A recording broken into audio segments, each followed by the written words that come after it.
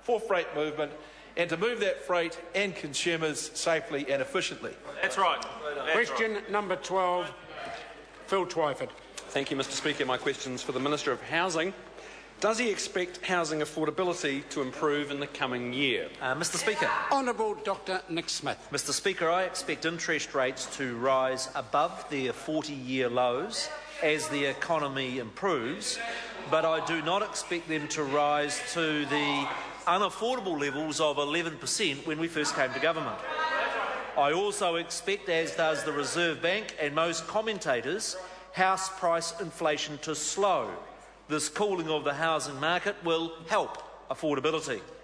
I'm also confident that this government's housing supply initiatives, like the Housing Accord and Special Housing Areas Act, will improve the supply and affordability of housing.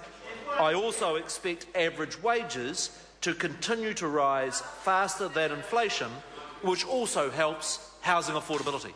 Supplementary, Mr Speaker. Supplementary question, Phil Twyford. Does he expect housing affordability to improve with interest rates heading north of 8%, coupled with massive mortgages that are the new normal since average house prices in Auckland are nudging $700,000 under his watch? Mr Speaker. Honourable Dr Nick Smith. Mr Speaker, I would note that interest rates are over 5% and went up by 0.25% today, and is a long way from the 11% under the previous Labor government. In respect of house prices, and I note the member mentions Auckland, house prices over the last 5 years under this government in Auckland have gone up by 26%. Under the previous government, they went up by 82%, and that's why I'm sure those concerned about housing affordability will stick with this government's policies. Supplementary, Mr Speaker. Supplementary question, Jami-Lee Ross. What success is the government's housing initiatives like the Housing Accords and Special Housing Areas Act having on housing supply? Mr Speaker. Order. Order. Honourable Dr Nick Smith. Mr Speaker, the rate of house building is soaring, particularly in Christchurch and Auckland. The latest building consent figures in Christchurch show the fastest rate of house build ever in that city's history.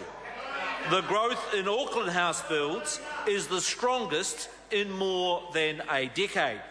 Nationally, we have gone from 13,000 houses per year being built in 2012 to the current rate of 23,000 homes per year.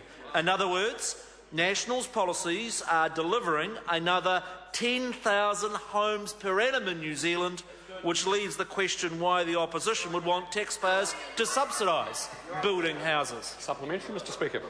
Supplementary question, Phil Twyford.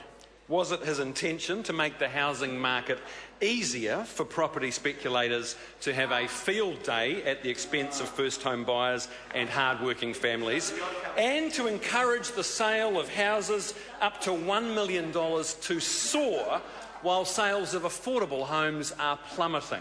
Mr Speaker. Honourable Dr Nick Smith. Mr Speaker, if the member was concerned about soaring house prices, he should look across the country at the record of the previous government last decade when they truly went out of control. This government's policies that are increasing housing supply, that are keeping interest rates low for longer, this government's initiatives of expanding the KiwiSaver First Home Deposit Scheme, expanding welcome home loans, is the smart way in which we help New Zealanders get to own their own home. Supplementary, Mr Speaker. Supplementary question, Phil Twyford. Does he think that whining about historical data on interest rates is relevant to first-home buyers who today are locked out of the housing market, or struggling families facing big increases in their mortgage payments because of rising interest rates on his watch under this government?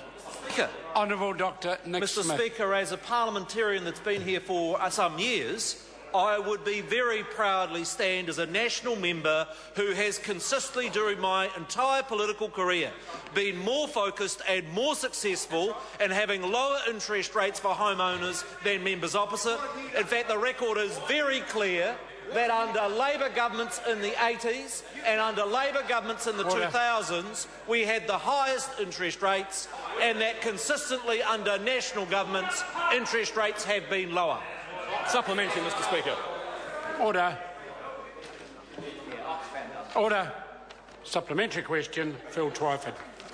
What photo opportunities does the Minister have planned in his increasingly desperate attempt to divert attention from a policy that's in shambles and fiasco, resulting in first-home buyers shut out of the market, rapidly rising interest rates and power prices, incomes flatlining for most people? Or does he still think that housing is becoming more affordable under his watch? Honourable Dr Nick Smith. Mr Speaker, when we have got the highest number ever of homes being built in Christchurch, when we've got the biggest increase in new house builds in Auckland in more than a decade, when we've got a record number of community houses being built, and when we have got housing affordability at an average level of 35% better under this government than when we came to office, yes, I am proud of our record on housing affordability. Order. Order. That concludes questions for oral answer. I call on Government Order of the Day number 1. Education Amendment Bill number 2